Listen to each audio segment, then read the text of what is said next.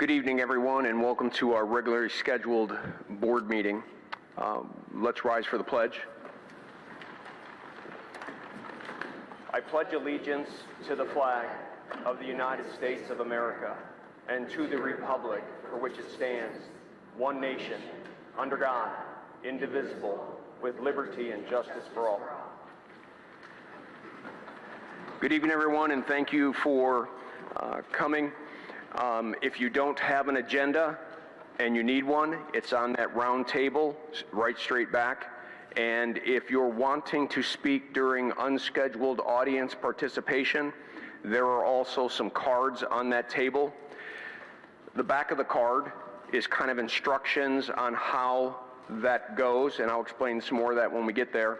On the front of that card, you're providing some information as to who you are and what the topic is, and then work that over to the table where Danny and Angela are, and make sure that Angela gets that. And at that time, we'll take a short break, pull those cards together, and we will go into that. I want to welcome everyone to our Oxford Community School Board of Education meeting. As many of you know, we normally have these meetings monthly on the second Tuesday. We gather tonight as we continue to grieve the tragedy that occurred on November 30th. So I'd ask that you would join us in a moment of respect for those we lost: Madison Baldwin, Tate Meir, Justin Schilling, Hannah St. Juliana. Please pause for a moment of silence.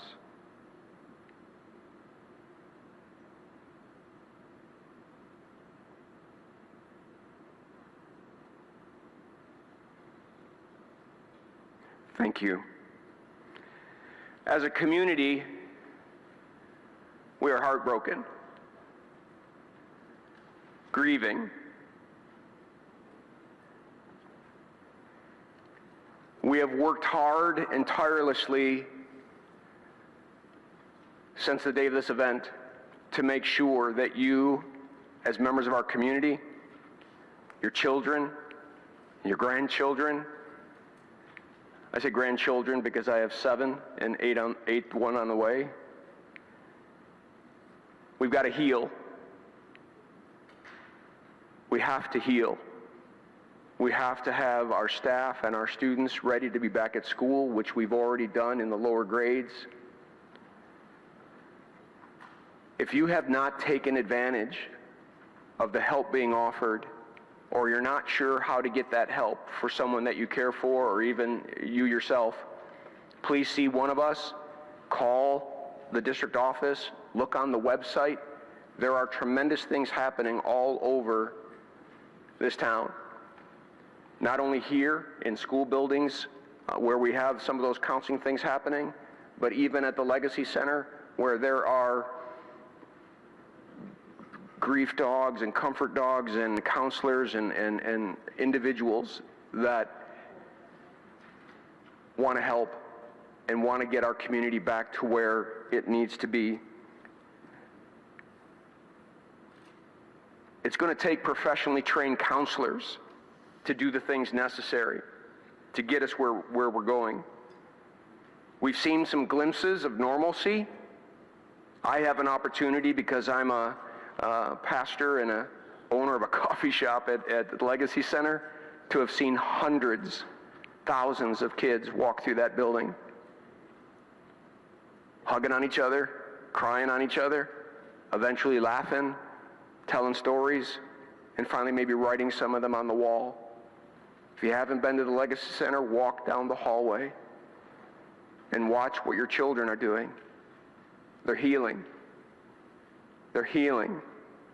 They're beginning that process, and it has to continue, and we are dedicated to make sure that happens.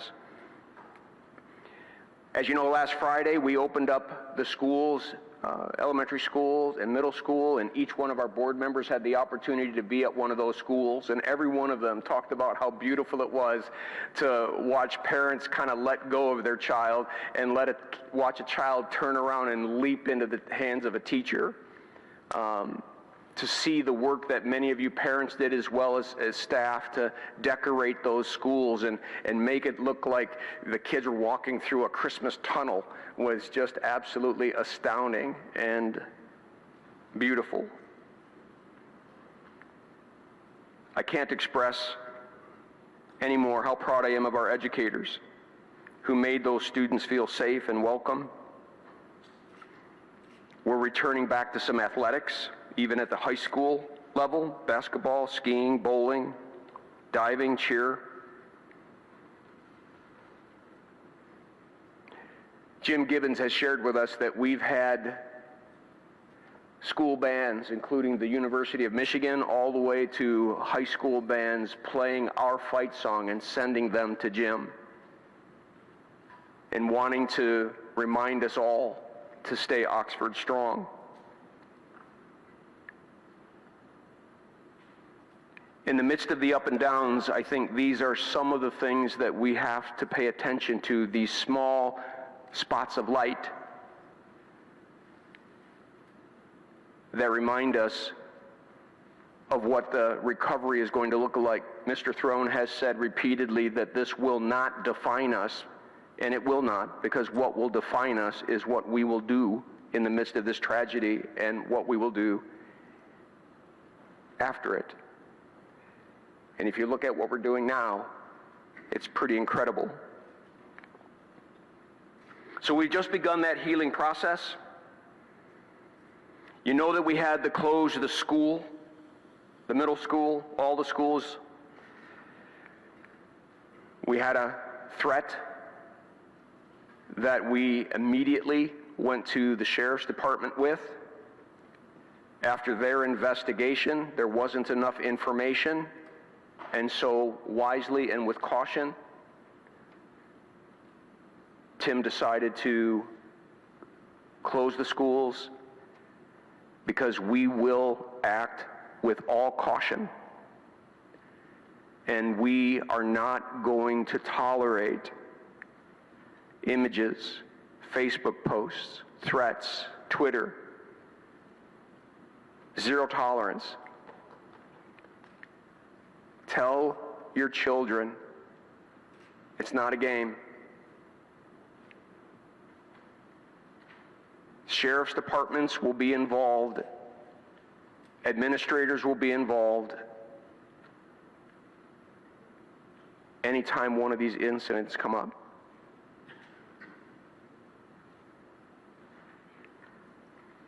A little bit later, we're going to be looking at some resolution for a Blue Ribbon Commission to look at this whole thing systematically, and we'll talk about that in a bit. But I don't think there's been a time in Oxford's history that we have to stress that we are Team O, and we are Oxford strong, and we define who we are, and we define where we'll go. So with that, we're going to begin this board meeting, and Heather Schaefer, would you please take attendance? President Donnelly. Here. Vice President Griffith. Here. Secretary Schaefer here. Treasurer Bailey. Here. Trustee D'Alessandro. Here. Trustee Foster. Here. Trustee Hanser. Present. Thank you very much. Superintendent Throne, any changes to the board agenda? None. So we look at our consent agenda, board members. We have a November 23rd meeting minutes. We have a November 23rd closed meeting minutes, and we have December 2021 bills payable. Would someone like to put that motion on the floor? Chad? Move to approve the consent agenda as presented. Is there support? Mary, support? Discussion? All those in favor say aye. Aye. Aye. Opposed? Motion carries. We move on to item 4, Board of Education matters.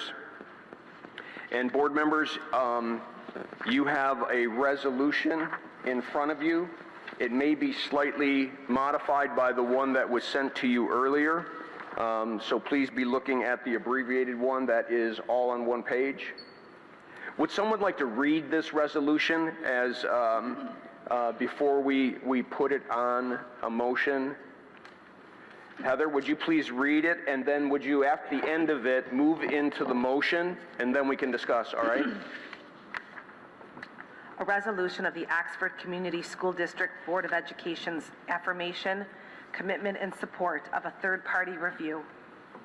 Whereas the Oxford Community School District and our community have been shaken to their core by the tragic events of November 30th, 2021, and our hearts are with the victims and their families.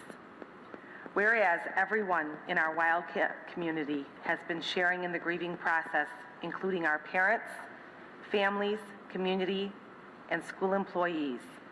And whereas the physical and emotional safety of our students is our top priority, and the Oxford Community District Board of Education is committed to safe reopening of our schools. And whereas we are listening carefully to district families, staff members, trained grief counselors, mental health experts, security consultants, faith leaders, and law enforcement. And whereas accountability is a core value of the Oxford Community School District. And whereas a third-party review will help provide transparency and accountability for our Wildcat community and help us emerge better and stronger. And whereas a third-party review will bring together all of the facts of what happened before, during, and after this horrific incident. And whereas a third-party review will look far beyond the criminal investigation and into all the systematic factors that were at play on and leading up to the events of November 30th.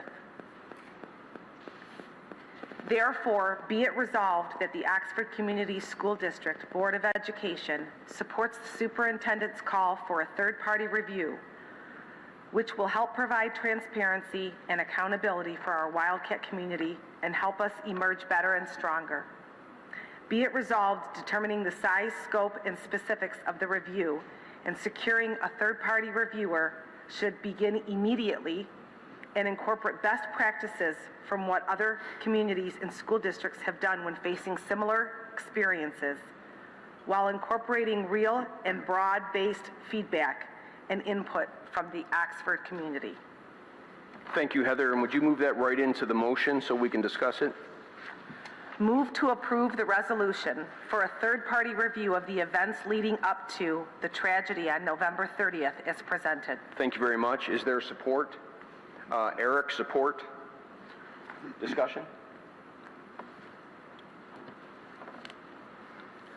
Dan? Thank you, Tom. As we move forward with trying to find a committee to do this, who can help us provide, who can help us with those firms out there that do this? And is it something that the school district might want to appoint an additional party to say, here's what we've come up with, we want you to pick? I think it's maybe worth the conversation, because we get into that point where, you know, you're picking who's doing the investigation. I for one would be all for having another party say, okay, here's 3 or 4 or 5 firms that can do this. You go ahead and select one, and we'll live with whom you select. Yeah, thank you for that. And I think independence key to that, right? I mean, we do not want to be attached or shackled to this because of bias, right? We want it to be independent. And so I would agree there has to be a third entity that then goes out and understands what it is we're trying to do and does those selections and gets that process going. Mr. Throne, would you have anything to add to that? No, I think that's a good idea. At the end of the day, I think that it's the board's choice to determine who to go with, but we certainly can get some help in narrowing down what firms you may want to look at. Just like you're doing with your superintendent search, narrowing it down, we'll find somebody to collect information on different companies or firms that do this, they can narrow it down, and then you guys can select from there. So I think that'd be Dan? a great idea. Thank you. And is that a scope of which MLI could do, or they're just strictly superintendent focused and that's it? I believe they're only superintendent. Okay, thank you. Dan, one of the thoughts would be is that some of us have been in contact with school districts and people on boards at other places where this has occurred, and I think that we, as board members, would go talking to a few of them, seeing what they've done and who they've used, right? And then collectively come back with some things. Anyone else have any thoughts they would like to share on the resolution? Seeing none, all those in favor say aye. Aye. Aye. Opposed? Motion carries.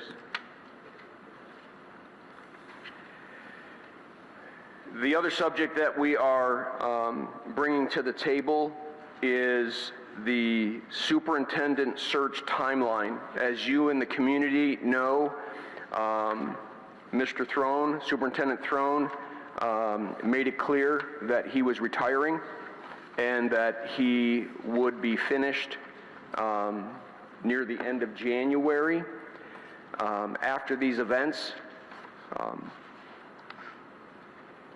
much conversation and prayer and other things, he has selflessly said, for the sake of continuity, he would stay on for a period of time. What that does is not only give us some continuity as we get ourselves back into the classroom, but it allows us as a board to stretch out the timeline that we were going to have to jam all the way in 1 month. And so you have a timeline, and if you'll notice, like, it's the same timeline, but it's dated different. So instead of the meeting that we would have had tomorrow, that meeting would be on January 20th. And then he starts to stretch the process out. So I just wanted that as an explanation. And if somebody wanted to put this motion on the floor and support it, we could talk about it some more. Mary? Move to approve the MLI alternate superintendent search timeline due to Superintendent Tim Throne's postponement of his retirement. Thank you very much. Is there support? Heather, support? All right, discussion. Dan? I don't know if it's so much of a discussion as more of a question, and I don't want to tie it down to anything, Tim, but are you thinking it's kind of a conversation that we have as we go along, and it's as we start to feel a little bit more comfortable with the things that we put in place, or is it, hey, this is the date, and I can extend it to every 30 days, or what does that look like in your mind, so that we have a better idea of, as we move forward with trying to put this timeline together? I don't have really any specifics in mind other than I wanted the board to be afforded time to do the important work that they need to do. And so, I don't know, I guess I would just say we'll just play it by ear and go forward.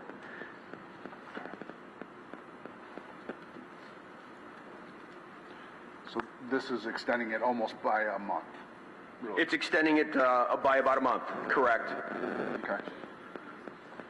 One of the questions that John sent me a late email. For all of you, John works for MLI, and he's the firm that is working with us on our superintendent search. The date for closing applications was Monday. He is wondering whether we would like to keep it that way and then see those names on the 20th, or whether you would want to allow him to reopen that dates and then close it around the 14th, January 14th, which would be 6 days before we were to meet. And I didn't have time to poll you or talk to you because that came like in the last hour and a half.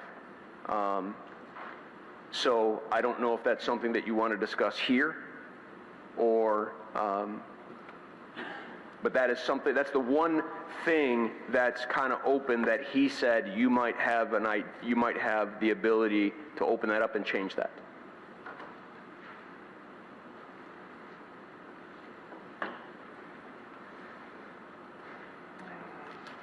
I felt the same way. I don't, I guess maybe I have a question. that Sure. Maybe it doesn't, have we had anybody that applied that called John and said, I'm going to pull my name out? I understand I could understand that, given the circumstances. You know, there's a lot of things that are moving here, and somebody might say, I'm going to stick where I'm at. So in a previous email today, he had stated he does not obviously want to share names, and he does not want to share anything. He said simply there are better than 10 applicants so far.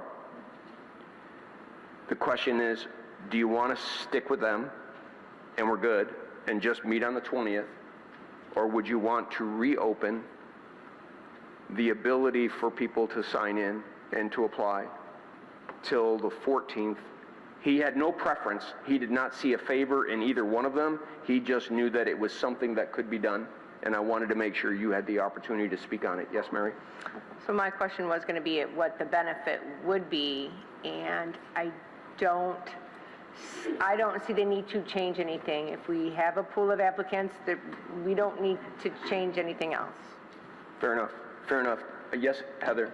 I feel the same way. I don't know that there would be a benefit. So, you know, usually an extension is because you need more of something.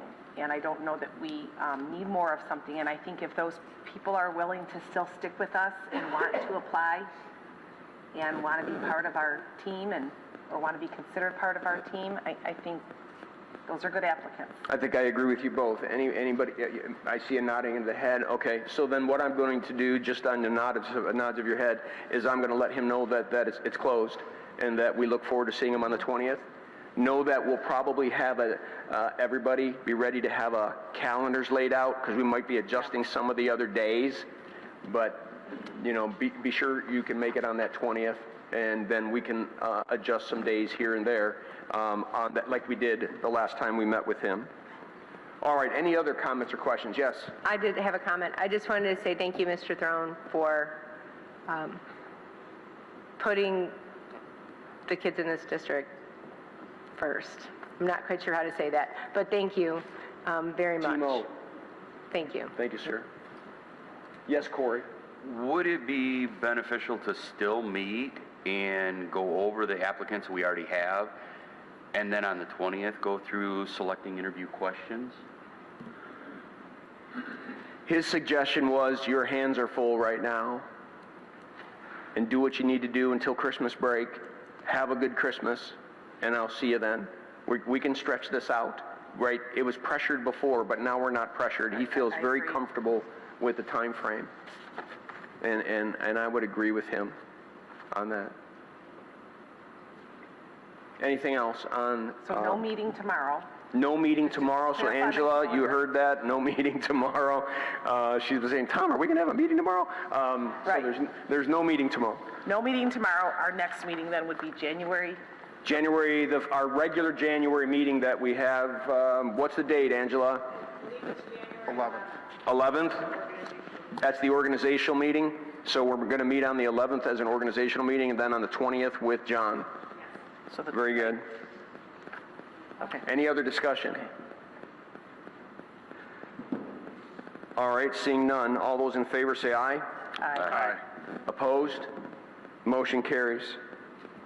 I've asked, probably because of you parents and this opportunity to be in front of the community, the number one question is, what are you doing and what have you done to make it safer for our children?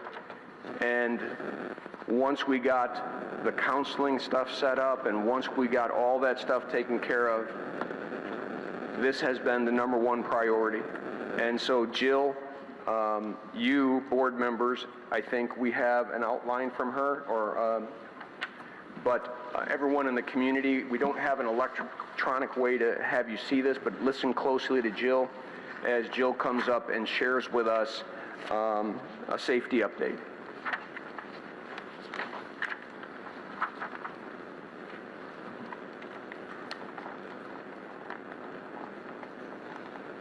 Good evening. Thank you for giving me the opportunity to do this. It's nice to see all of you. I haven't seen all of you since this happened, so. I want to highlight some of the security measures we already had in place that will continue to be in place first, okay?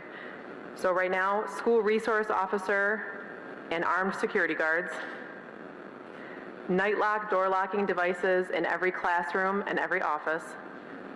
We continue to have our pre-planned live secure alert emergency notification system. Our staff have been ALICE trained, and we've updated all of the emergency flip charts in every one of our buildings. Our entrances are secured with cameras at every main door, allowing our administrative assistants to visualize who may be at the door before allowing them entry. Additionally, we have key card entry into all of our vestibules.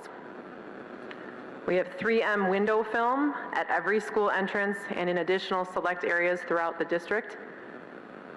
We've invested in new AED machines and updated some of the machines we already had, as well as the Stop the Bleed kits that are in every classroom and every open space in our buildings. And we have our 4-digit internal phone alert.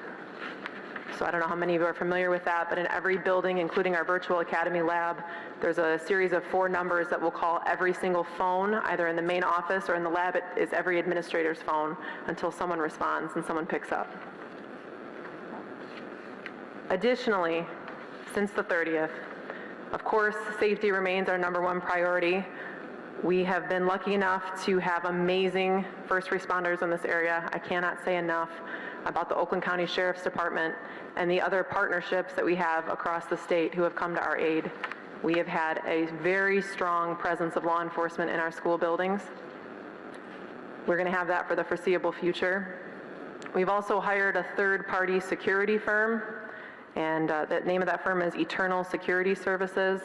They have been fantastic in trying to find staff for us very quickly to make sure every building has its own security guard now, not just the high school and middle school. We've begun a comprehensive security review with experts, and I'll have more on that in later days. As you may know, no backpacks can be present in schools, and our administration is working with several different vendors to provide clear backpacks in the future. We have some internet monitoring services that we were already beginning work on and have deployed. One of those is Gaggle, and that looks at anything that a student is creating on our drive that may be going out. It looks at their email, looks at any of the content that the students create while they're logged into their student Google account. We also continue to use GoGuardian, which looks at the content coming into our school devices. As we mentioned earlier, we have a zero tolerance policy right now. Anything that is even remotely violent immediately goes to administration, to law enforcement, and requires the student to be removed from the school until we have a third-party mental health evaluation. That might seem extreme to some, but we're absolutely going to be initiating that and have already done so. And lastly, we want to really educate our families about the OK to Say program. I don't know if you've seen the news reports. Oakland County has received so many tips recently. People are being hyper vigilant, and that's great. If you see something, say something. That information is on our website. I want to tell you today the email address is OK2say@mi.gov, or there's a phone number 8555 OK2say, the number 2 say. I think that's all I have for you. Jill, would you stay on that last page? Yep. And I'll probably have you say it 2 different ways. What do you mean by zero tolerance? Zero tolerance. There's no room for discretion right now. Any student who provides anything that looks remotely violent or in any way threatening is out of school. That's putting it simply. And administration gets involved and law enforcement gets involved. Our school resource officer has been very busy, and we're very grateful he's made himself available to us to look into any of these threats. And since I'm here, I also want to highlight, when we're talking about safety, we're not just talking about physical security, we're talking about emotional safety, which may be just as important right now with what our kids and what our staff are going through in this community. We have licensed trauma counselors at each of our buildings and have been available. They're available to do short-term, a student is struggling, they go to what's called a safe room right now, and each of the buildings has been identified. But then if we need long-term support, we're working with a lot of different organizations to make sure we can safely provide that to students for as long as they may need it, and that includes staff or community members as well. Please reach out to my office, anyone who may be watching or listening, if you require some of that. Easter Seals has been very supportive, and Common Ground have been supporting those efforts. We also have mental health experts involved in our planning as we're deciding what schools should look like and what it should feel like and how we should respond to students' needs. We're not all mental health experts, so we've invited in Oakland Schools and the Oakland County Health Network. I can't say enough about these selfless people and how many people have come to our aid, and quickly and regularly. We have designated and trained building crisis teams. Those are the individuals operating the safe rooms. Those were already established previously. Those are our highest level of trained staff members in each building. And then we have a district, it's called TSEP, as the acronym TSEP team as well, headed by Pam Beal. And we have therapy dogs available. I don't know if you've all had a chance to see them. We've had an outpouring of therapy dogs, and we're even working on some therapy horses and some other different animals to get in our buildings regularly. And we've been told by Parkland and some other districts that was extremely helpful to their healing process. So we're going to maintain that presence as long as we can. Thank you. Thank you. Anyone have any brief comments or questions? Corey? A couple of questions. The backpack policy, is that something that we need to revise the current policy to have it in place that says no backpacks and only clear? I think if we want to adopt that long term, we need to look at our student code of conduct, yes. Okay. Second question, with the amount of subs that we have in the building, are we getting them up to speed on ALICE training? If you want to be a sub, you have to go through this first, so... Yep, we have ALICE training videos as part of our sub training, so that was already embedded in there. So yes, they are aware of ALICE, they're aware of what the acronym means, and it is part of their training to be a sub. Okay. Dan? Joe, you mentioned Gaggle and Go Guardian. I think I know the answer to the question, but I don't know that everybody here may know the answer to the question. How long has that been in our district? We've had Go Guardian for a number of years. Gaggle actually was just deployed weeks ago. And Gaggle was just deployed. It's kind of a new platform, I guess. It's new to us. We heard about it at a conference and have spoken to some other schools that are really happy with it. And that was already something that was in the works. We've been working on a contract with them for a few months now. So the timing couldn't be better that we now have that ability. Thank you. Corey, did you have a follow-up? Kind of going off the Gaggle, I know that monitors the student email. Does that have the capability to also kind of throw up some red flags if kids are posting stuff on social media, names of students or things like that, get some kind of warning ahead that they put something on social media and it throws up a flag? Unfortunately, because of privacy and some different rights that our students have, we do not have the ability to do that through Gaggle or so far through any of the products that we've seen. We've been looking to the community to give us those tips. I want to be very clear, though, Gaggle is more than email. So it's looking at, so in the realm of email, it's looking at the email itself, the content. It's going to follow any link that is sent in an email to see what the link address has, what content it has, and any image that may be connected to an email. That's one piece. But then the Google Drive itself, any Google document, any Google chat, any of those things between students or that students have saved on their account would result in myself and another team of individuals being immediately flagged if it's violent or suicidal. So right now we really need kids, if they see something, to say something. Absolutely. Before it becomes an issue. Okay to say, right? Yeah. Okay to say. And parents, be vigilant. Be vigilant with your children. Please be vigilant with your children. Chad? Jill, you mentioned the clear backpacks. Is that something that we'd be supplying to the children? Yes, so we're working with a couple different vendors. I know Amazon has given us some, and we're working just to make sure we can get them for every child before we start deploying them, but yes. Thanks. Dan? So with the clear backpacks, I mean, obviously you're going to have people that, that may not work. Right now, you've got to throw the kitchen sink at everything right now. Are there provisions for pencil cases, maybe something that would conceal maybe personal items that may be needed?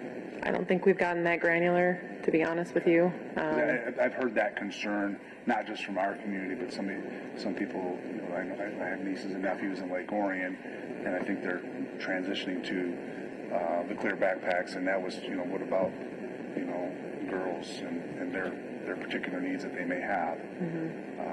How do you, that's a difficult thing that we maybe need to think forward on. Because Sure, we can work with our safety team. We're listening to any and all feedback from our community right now. We need you. We need to hear that. Parents who've reached out to me directly, thank you. We're trying to do everything we can because it's not just about our physical safety right now, it's our emotional safety. It's how we feel coming to work every day. It's how we feel coming to school every day. And I think that's just as important. Anyone else? Oh, Heather. And what about lockers? Where are we at on our locker deal? Are we using lockers? Is that the question? Yeah.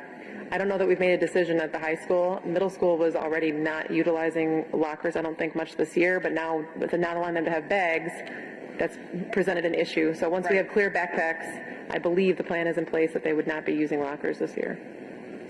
No lockers, clear backpacks. But that's we're still working on making that a reality. Okay. Where are they going to put winter coats and winter boots? And I mean, elementary kids go out for recess and bring snow pants and snow boots, and where's all that going to go? And I know most of our elementary schools are hung outside the classroom, so I'm not sure about getting them to the classroom, but then no bags in the classroom maybe might be They have more like cubbies, so I don't know if that if that would align or not. Yeah. Theirs are usually open. They're not a locker that closes. Right. They're kind of open cubbies, if you will. Okay. Well, we got to go through all that. Mary, did you have something? I did. And by the way, board members, please make sure that mic's in front of you so that everyone can hear. Sorry. Thank you, Mr. Donnelly. I met some therapy dogs here in the middle school last week with the principal from one of the from the Brighton High School group, the Brighton School District. I don't know if you've had a chance to talk with them. Not me personally, but I know they've been helping us. Yeah. So I did want to thank them. These are dogs that they keep in their schools on a regular basis, and he was telling me about the program, and it was really interesting. And I appreciate that, someone else coming forward and giving up, from their students sharing with us, and I think that was just absolutely fantastic. And I think there are some community members that I have heard who wanted to help out with those clear backpacks. So I'll be sure and chat with you after Please this. do. Yeah, please do. Because I think some folks already were thinking about that. Okay. Thank you, Mary. Dan? So we have to, we're going on the route of clear backpacks, and how close are we? Is it possible? Is it something to think about? How often are we using books? I mean, we've made the transition to one-to-one, where there's devices. Is it as simple as we just need to work a little bit more towards books are all online now? I spoke with Mr. Weaver today about this. It was a cabinet discussion, and it's something we're looking at. I think most of our classes are already, like you said, digital content. There are a few that may be difficult, but it might be the unusual case. So it is something we're looking at right now. Because I know some students are going to have they're going to have a difficulty with not having a book in front of them. I just know that there's a certain type of student that likes to have the book, and that's fine. We've talked about a classroom set maybe for those students so they don't have to transport it, some other different creative ideas around that topic. Okay. Anything else, board members? Jill, thank you very much. I can't walk away tonight without letting you know, obviously we can't talk about a lot, but just upon initial review and what we've been able to hear and to see, our people acted so heroically that day, and I just want you to know that. Thank Thank you you. so much, Joe. Thank you.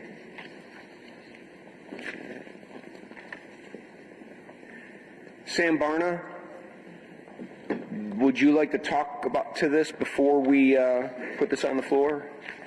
Good evening. Yes, I would. This is the annual summer tax resolution that we have the board approve every December. And again, as a reminder that the district collects approximately 85% of its taxes in the summer. And so at each time this year, again, we ask the board to approve this as it is direly needed from a financial and operational standpoint. All right, Sam, stay there in case they have any questions. Absolutely. But would someone like to put this motion on the floor? Eric? Move to approve the summer tax resolution to continue the summer tax levy as presented. Thank you. Support? Chad, support? Discussion?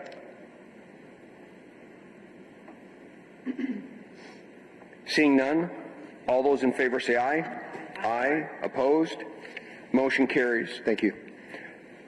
We're going to take just a few-minute break while I gather the white cards. If anyone has come late and is unaware, if you're wanting to speak in unscheduled audience participation, there are some white cards on the table in the back.